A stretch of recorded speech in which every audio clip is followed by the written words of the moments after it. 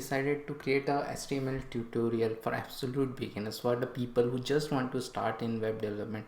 In my channel you can find many different video series related to React, but I didn't have any video series which was intended for absolute beginners. So for absolute beginners who want to get into web development, they should know first HTML, then CSS, and then JavaScript. These are the three building blocks of web development.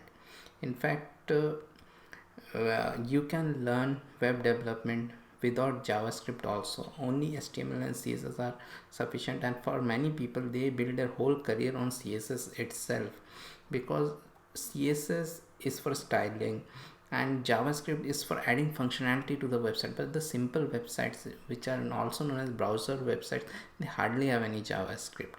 But if you want to go deep into web development, then definitely you need JavaScript, you need a framework like React and all. But for basics, you are okay with HTML and CSS also. CSS is considered a bit tough for developers also, because it is considered a bit right brainy.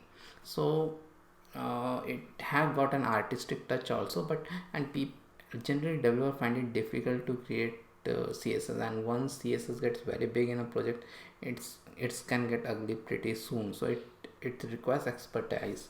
So let's start with HTML. So HTML by itself, you can create the whole site, but you cannot create a good site. It will be really ugly, which you will get to know in this series, that the site will not look good. But it is the basics, it is the semantic stack on which everything works. The HTML needed to be there, and CSS and JavaScript are not mandatory, but HTML is mandatory for the web page. In the initial days of the web, there was only HTML. So let's get started. HTML writer nowadays what we are using, it is known as HTML5, Hypertext Markup Language 5. So let's get started. So for HTML to work, you don't need anything special. You can write the code in Notepad or Notepad plus in Windows, or any text editor in Mac. But this is 2020 and you should write it in a proper editor, and the best editor today is Visual Studio Code. So when you go to the Microsoft site, there is a Visual Studio Code there. You have to download that. Don't download the Visual Studio. It is intended for C# developers or something like that, and it's quite heavy, and it is not completely free. But Visual Studio Code is completely free, so you have to download it. So earlier there were some editors like Atoms, which are very popular, but in 2020 it is only Visual Studio Code and nothing else. So once you download it, the way will be different. As they say, Mac, it will give it will be very easy. And once you download it, you will get this screen. So what I did, I had created one empty folder known as HTML basics, totally empty folder. There are many ways to open it here. One way is to you have to drag it here. So I drag it here and see my Visual Studio have started. So, and this is my HTML folder is there. So every HTML file ends with a .html extension, just like every Microsoft Word file ends with .doc or .docx, PDF with .pdf. So HTML files end with .html, and generally it is a trend to have the index of the file, the home of the file, as index.html. So once you have index.html, it means, suppose I go to www.google.com, you don't have to write that www.google.com then /index.html, it will go there. But then after that, from there, if you have to go to an about page, then it will show about.html. So let us, in this HTML basics, let me create a index.html, and see, I have some icons included, so it is giving it is a tag. So our Visual Studio Code, I was telling you that we should use Visual Studio Code because it has got some very nice feature. So HTML skeleton, which we will learn a bit later on. So it have got some things like the whole HTML, then head and the body. So we can type it manually also, but Emmet, there is an Emmet plugin which is by default is there in Visual Studio, which help you get everything with just you have to give the exclamation mark and this Emmet abbreviation will come. It means that Emmet is installed. Then you have to just click on the tab on your keyboard, tab key on the keyboard. If I do that, it will give me the whole skeleton of an HTML project. So don't worry much about it. I will tell you about all this doc type, HTML, head, body. For the moment, it directly took us here. So let me give this document a name, which will be HTML base 6, and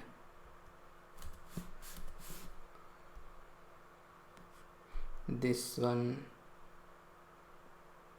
HTML basics. So whatever we write inside a body tag, it will come in the body of the website which you have seen, and whatever we write in a title, it will come in the title tag. Let me differentiate them a bit for beginners. So if I save it, or HTML, you have created your first HTML. So how to open it?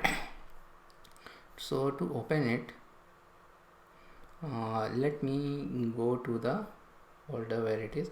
So it is in my desktop, and let me search HTML basic, and this index.html is there. So you can either do a right click and open, it will show all the mainly the browsers, so you can open with any one of them. So or else what will happen, see it is showing me the default is Safari, so means if I double click on it, it will open it in Safari, and it is opening it in Safari. But as most of you know, nobody works that much in Safari. Safari and Internet Explorer are two of the browsers which are not that much popular, and if you are a web developer, you should target Chrome and Firefox only. So, and nowadays every website is on them only, because Internet Explorer is a bit difficult browser, so is Safari. They give many not bugs, but they behave a bit differently, so it is advisable to stick with Chrome or Firefox only. So what I will do, I will open it with Firefox, because I generally work with Firefox only. So there are many ways to open it. So I go to file, open file, and again I have to go to desktop, HTML basic and index.html, and the same thing is open. So now what will happen, every time I have to, whenever I make some changes here, HTML basics for freshers, and save it. See, I came here, nothing happened. And one more thing which I was telling you, this is the title. This title have come here, HTML basics, and HTML basics for beginners. The body, whatever we write inside the body, it will come here. So it had come here, but I had changed it, HTML basics for freshers, so it didn't came. So what we need to do, we have to come here and do a refresh and see it got changed. So every time we do some changes, we have to come in the browser and do the refresh. So there is a better way to do that. And the one of the main benefit of Visual Studio Code is that it comes with many different plugins or extensions which you can add. So there is this extension tab where you can go. So you have to search for live server. So this, and open it. So this extension is a very good extension. See, I have already installed it, so you will get something known as install here. Just install it and it will get installed. So what this live server does, it creates a server. So when you install it, let me come here again and let me show you. Let me uninstall it, reload required, it will tell me. let me go back and again search for live server, come here, install it. So it will do it like this. So after that I come to my project again, this index.html. I will find this go live button should come here once you install it. So let me click to run live server. Let me click on it. So it is starting and it will say that it will see my default browser is Safari because of a Mac. So it will start at this port 5000 and it will directly take you to your default browser. If it doesn't take you to default browser, you have to come to this this address 127.0.0.1:5500/index.html. So it is taking me here, but I don't want to open it in my Safari. So let me go back to my Firefox again and open it here. So see, my HTML file is here, and now see the magic. See, I will do for beginners and I will just save it. Beginners, it automatically changed. Did it change it here to the original file? No, I have to refresh it. So from now onwards we will use this only, this live server. So it automatically changes all our changes here. It is, if you in the future when you will learn React or some other framework, you know that there is a hot reloading is there, which automatically changes the code, which is very popular in developer community. So this is sort of hot reloading. So we will do it here only. So let's now move ahead and let's now start coding actually. So as you might see that all the HTML, everything, it's generally starts with something and ends with something. So what is this called? This body is starting with something and ending with something. So there is always a start and the end thing. So they are known as HTML element, and they surround our content. See, body surround this. So this is how the HTML is. HTML works, HTML tags work, HTML element work, then known as tag also and element also. So this is how they work. So now after that we'll look at the page structure which got created. So doc type HTML. So this is the first thing, which is generally self-closing. It doesn't have anything ending. So it tells that a doc type which follows this all follows, it is HTML. Earlier in the earlier days there was a doc type known as XML also, but with the internet there is only doc type as HTML, but we need to put this. After that this HTML is there where you can mention this lang in also English, or you can delete it also. It is not required. So that HTML is there, which it actually it is the main tag, which inside it everything is there. So there are two main part of the HTML. HTML is starting here and ending here.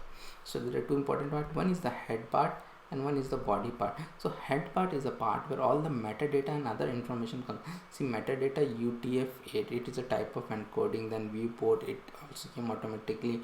Then there is another metadata which is for keyword, meta keyword. So every website has a SEO, so you have to give some keyword.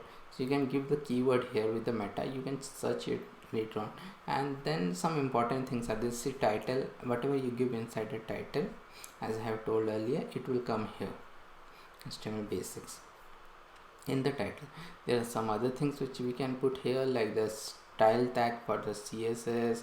We can include the JavaScript from here also here, but we will learn about them later on. But the main thing is this body part. Inside is all our code goes, and whatever we write here, it will come in this white web page below this address bar. Means our main website, means all the internet. Whenever you go on a website, whatever comes here, it will come inside this body tag also.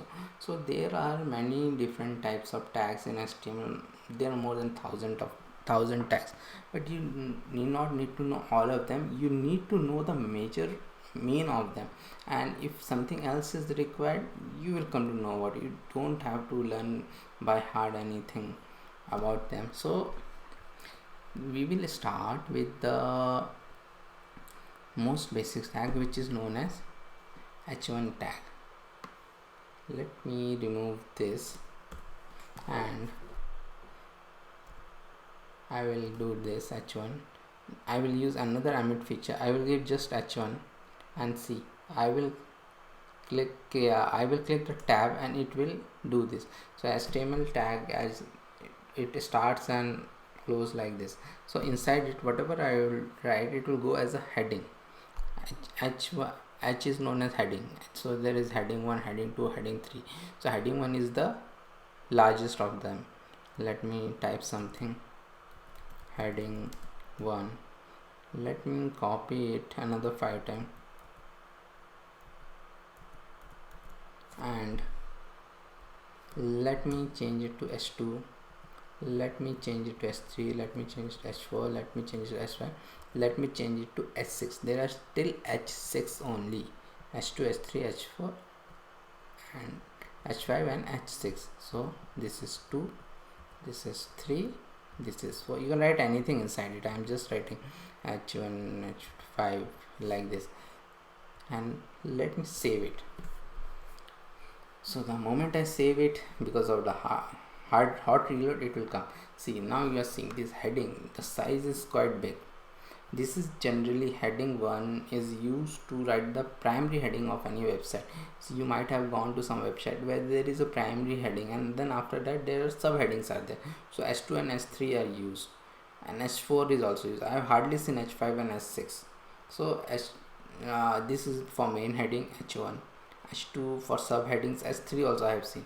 So this is how it is. So these are for headings. So the next tag in any website after the heading is the content. The content is very important. So content in HTML, you can directly write it like that, but generally we follow the newspaper format. If you read a newspaper, there are many paragraphs in a newspaper. So one paragraph is there, after that another paragraph is there. So for that we have the paragraph tag, which starts and ends with P. So as I have Emmet, I have to click on P and write tab, and it will do it like this. So I can write, this is a paragraph. So this will take a lot of time to write it like this. Okay, let me save it. So, and this will be saved like this. So this is the default font size which every font provides. So this is what Firefox provides. There is a font size which we will soon learn in our CSS class, not here, in a CSS class. So the font size means the size of whatever the font is there, it is different. So let us have a big paragraph. So instead of writing any gibberish text in HTML, in our internet terms, in our development terms, there is something known as lorem ipsum. So it is a dummy text and it is very popular. So you can go to any site, lorem ipsum site, and take that text. It is also dummy text, but it looks a bit good. And so there is a shortcut in a Visual Studio Code for that. In fact in the Emmet is the extension which is there by default in Visual Studio Code. So what we will do, we will write lorem and just have to click the tab and see it filled it. And let me do another P, and this time I will write lorem, and I will write only 20. I will write 20. 20 means it will give 20 words. You can get any much words within it. So 20. See, it is only 20. By default, I think it is 50. So I have 2 P tags now. So let me save it. See, this is how the P tag comes. So after that,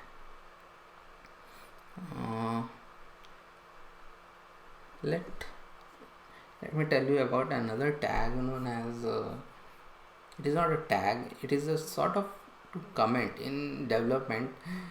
This long code is there. See, this no user is going to see. This is for you only, but for a fellow developers, if they want to see and they want to understand what this does, there should be a commenting system. So in every programming language there is a commenting system, and it is a bit different. In JavaScript there is one, in CSS there is one. So the commenting system is something, if I put it here, it will be there in the code only, it will not go into the output. Let me show you. And let me write heading tag, and again there is a shortcut in the keyboard, in which in a Mac it is command and backslash, in Windows I think it is control and backslash. So this is for Visual Studio only, so I am clicking that, or you can write it yourself like this, like this, and then this, then 2 times this, and it will write it, and you can put it. So I'm giving this heading tag, and I'm saving it. See, it will not come here. It is for my reference only, that this is the heading tag and this is the paragraph tag. So if I forget to write the comment, see what will happen. It will come here, paragraph tag. So I don't want it to come. So as you can see, you can write it without P also, but P gives a nice space. See, you are seeing this space between 2 paragraphs. This is because of the P tag only. So let me save it, and the paragraph got saved. So after this, I want to tell you one thing. Actually there are two types of tags or element. As I have told, they are known as element also, H1, P, all these things. So there are inline elements and block level elements. So what does this block level elements do? Block level elements come on each different line. See, H1 is a block level element, P is a block level element. So what it is doing, see, H1 it is coming on a different, H1 is coming on a different line, H2 is coming on a different line. So if I give them, they will come on different lines, and they are known as block level element. The other element is known as index element. So if I give them, after this we will see one index element, inline element only, not index element, it is inline element. What happens if I write 2 inline element, they will come one after the other. So some example of inline element as span tag, image tag, anchor tag. So next we will learn about anchor tags, which is also known as links tag. So let me come here, and I am writing comment for everything so that you can refer it in a easier way, and you can use it as a cheat sheet whenever you want to know about the main tags, because it takes some time to know about all the tag. Once you see the tag, you will understand what it does. So the next tag which we will do is known as anchor tag. Let me select on, and let me make it as a comment. And the anchor tag, whenever you go to a website, there are many links in the website. You click on it, it take you to a different page or to a different part of the same website. So this is done by something known as anchor tag. So anchor tag is like this.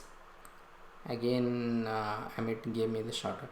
Anchor tag, there is something known as href in it. See, in all this H1P, there is nothing here. So this, what is you are seeing here, this is known as attribute. They are there in many different tags in which it is required to put some attribute. But in this tags also, we will soon see in the CSS part that we can have some class name, ID, or something else. So they are not mandatory, but this is mandatory. Some of the tags are mandatory attributes, like the anchor tag, which is known as href. So href, I can put anything. Href, let me put a, generally you put a website name only. Let me put my website, and this video will be available as a blog also. You can read it from my website. So my website is thewebdev.tech. So I will write it here href, and here I will write anything like learn web development. So whatever I write inside this, it will show it as a link. And let me save it and show you. I am saving it. See, this link have come. This by default this styling will come, and see if I move my mouse here, see it get changed to here, but it is not clickable, it get changed to here. See, when I move my mouse here, what it will do, it will change to it to a hand, indicating that it is clickable, and I will click it and my website will open here only. You can see my website. It has right now 268 blogs, mainly on React. So let me come back actually. So because this is actually not a good behavior, when you are in a website and you click on something, it should not open it in the same tab, it should open it in a different tab. So there is a attribute in anchor tag to do that. This is not a mandatory attribute like href. So let me copy it again and let me write it. Let me write my old blog site. It is still active, but I don't go much there. So nabendu.blog is my old blog site. So let me write old blog site. So what different I will write here, I will write a target equal to this quotes and in underscore blank. So this property, if I give it to it, see what will happen. And one more thing before going forward, I was telling you that there are two types of tag. One is the inline tags and one is the block level. So this h1 h2 they are block level and this is inline. So see what happened, two anchor tags, it came one after the another. This is what I was meaning, means whatever spaces, if I give another 10 also, it will come one after the another till all the line is filled. So now when I was clicking here, it was opening it in the same tab. Now I will click on old blog site. See what happened, it created a new tab and opened it here.